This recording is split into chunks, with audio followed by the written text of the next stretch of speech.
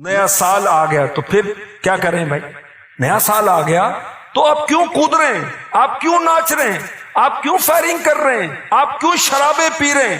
کیوں ادھم بازی مچا رہے ہیں؟ بھائی کیا ہو گیا؟ نہیں، نیا سال آ گیا تو نیا سال آیا نا، نیا سال آیا تو اب کیا کریں؟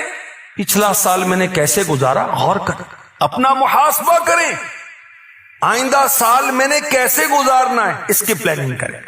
پچھلا سال کیسے گزارا؟ کتنے دن ایسے گزرے جس میں میری نمازیں قضا ہوئیں؟ اے بندے غور تو کر، رب کی بارگاہ میں پلٹ کے جانا ہے۔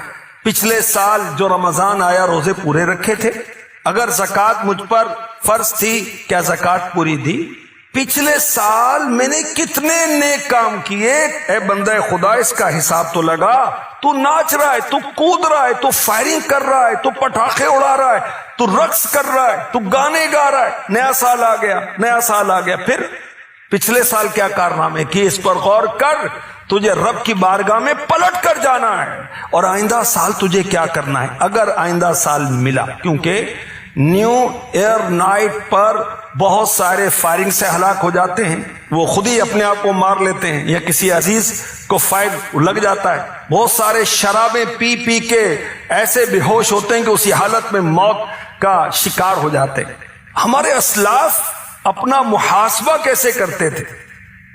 ایک جھلک آپ کو پیش کرتا ہوں۔ خوف خدا مکتبۃ المدینہ کی ایک کتاب ہے، اس میں لکھا ہے، ایک بزرگ ان کا نام تھا زید بن سمت رحمۃ اللہ تعالی علیہ، ایک دن اپنے رفقا سے، اپنے دوستوں سے کہنے لگے، آج میں نے اپنی عمر کا حساب لگایا، میری عمر 60 سال ہو گئی، میں 60 ایئرز کا ہو گیا، میں نے دن بنائے 21,600 دن بنتے ہیں۔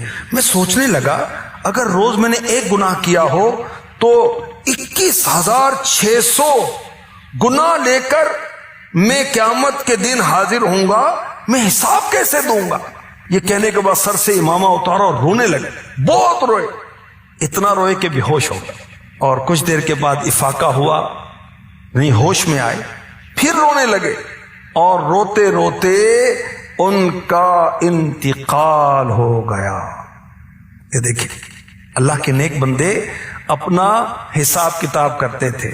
ہم بزنس پارٹنر کے ساتھ حساب کتاب کرتے ہیں، ہم اپنے ملازمین کے ساتھ حساب کتاب کرتے ہیں، دیگر دنیاوی معاملات کے حساب کتاب کرتے ہیں، گھر کے خرچے کا حساب کتاب کرتے ہیں۔ اللہ کے بندے اپنا حساب تو کر، تو نے کیا کمایا، کیا کھویا، پورا سال گزرنے والا ہے، کیا نیکی کی، کیا بدی کی، آگے کے لیے کیا بھیجا۔ وَلْتَنْظُرْ نَفْسٌ مَا قَدَّمَتْ لِغَدٍ، ہر انسان، ہر نفس سوچے کہ اس نے آخرت کے لیے، آگے کے لیے کیا بھیجا۔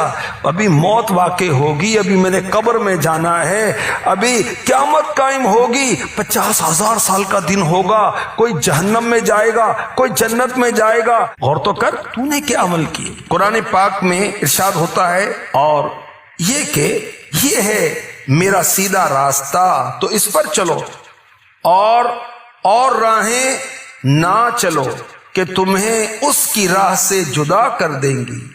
یہ تمہیں حکم فرمایا کہ کہیں تمہیں پرہیزگاری ملے۔ تو کیا کہا گیا کہ دوسروں کے راستے پر نہ چلو۔ ہمیں ہمارا رب فرما رہا ہے دوسروں کے راستے کون سے ہیں؟ جو چیز اسلام کے خلاف ہے وہ دوسرا راستہ ہے، جو یہودیت والا انداز ہے وہ دوسرا راستہ ہے، جو عیسائیت والا انداز ہے وہ دوسرا راستہ ہے، کسی کافر کا انداز ہے وہ دوسرا راستہ ہے۔ اسلام کے خلاف چلیں گے تو یہ دوسرا راستہ ہے۔ ہم نے سیدھا راستہ چلنا ہے، سیدھا راستہ جو میرے آقا علیہ الصلوۃ والسلام کی طرف لے کے جاتا ہے، ان سے ان کے رب کی طرف لے کر جاتا ہے، جنت کی طرف لے کے جاتا ہے، امن کی طرف لے کر جاتا ہے، راحت کی طرف لے کے جاتا ہے، سکون کی طرف لے کے جاتا ہے۔